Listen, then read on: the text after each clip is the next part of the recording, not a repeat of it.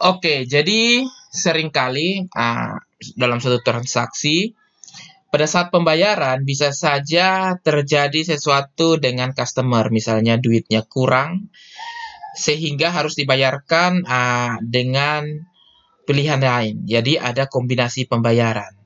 Nah, jadi sebagai contoh, misalnya di sini saya pilih ya, saya pilih misalnya masakan ayam. Dia pesan ayam bawang besar dan lain-lain.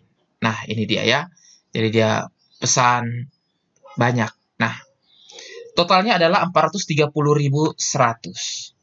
Nah, pada saat melakukan pembayaran 430.100 ini, ya, ternyata uangnya hanya 100.000, ya, sehingga sisa yang 300-an ribu itu harus dibayar dengan menggunakan misalnya EDC. Jadi misalnya dia mau untuk kombinasi pembayaran. Nah, seperti itu.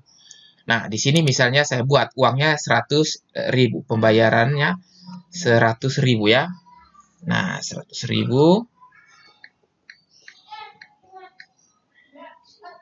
Misalnya mau pakai uang tunai. Nah, uang tunai 100.000 dengan EDC BCA. Jadi, intinya adalah di Mokapos tidak bisa dilakukan seperti itu, kombinasi pembayaran. Jadi misalnya mau bayar separuh-separuh begitu ya. Sebagian dari total 430.100, sebagian mau dibayar dengan menggunakan EDC, kombinasi dengan tunai, kombinasi dengan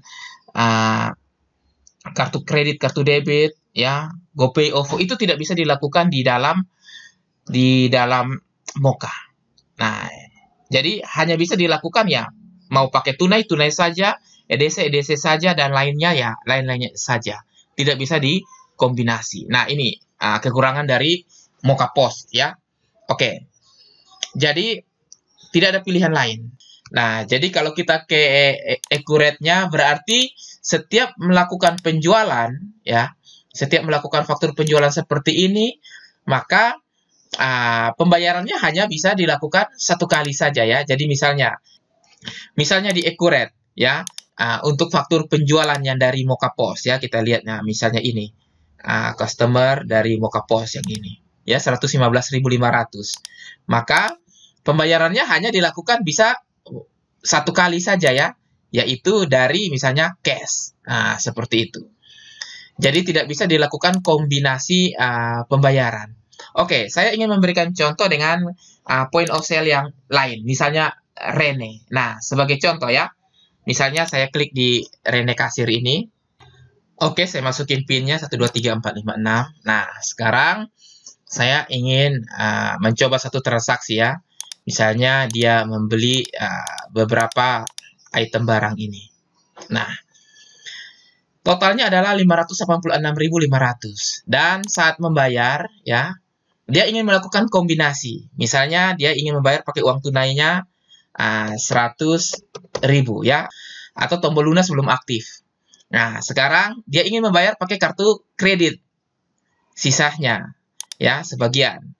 Misalnya dia ingin membayar pakai kartu kredit sebesar 200.000 ya. Nah, ini dia. Dia ingin membayar pakai kartu kredit sebesar 200.000. Kemudian sisanya lagi ya, masih 386.500. Dia ingin pakai kartu debit. Nah, seperti itu ya. Dia ingin pakai kartu debit sebesar 386.900. Nah, kita klik. Nah, ini bisa ya.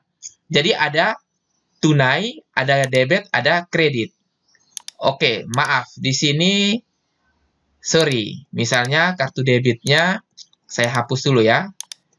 Nah, kartu debitnya hanya 100.000. Misalnya 100.000 saja. Nah, berarti masih ada 286.500. Nah, ini mau menggunakan tunai 286.500 ya, seperti itu. Nah, jadi kalau kita lihat di sini masih bisa untuk menggunakan kombinasi pembayaran antara tunai, kartu kredit, kartu debit ya. Berarti 3 ya. Nah, kita hafal ada 3. 286.500 200 pakai kartu kredit, dan 100.000 pakai kartu debit. Oke, kita klik lunas. Nah, setelah kita klik lunas, kita akan lihat ya hasil sinkronisasinya ke dalam Accurate Online-nya seperti apa. Oke, saya klik lanjut, dan saya akan keluar. Setelah saya keluar, saya lakukan sinkronisasi antara Rene ini dengan Accurate Online. Oke, kita langsung saja mulai untuk proses impor. Oke, selesai. Nah, sekarang saya akan buka database Accurate Online-nya, dan kita lihat ya di faktur penjualan. Nah, ini ada ya. Jadi 586.500.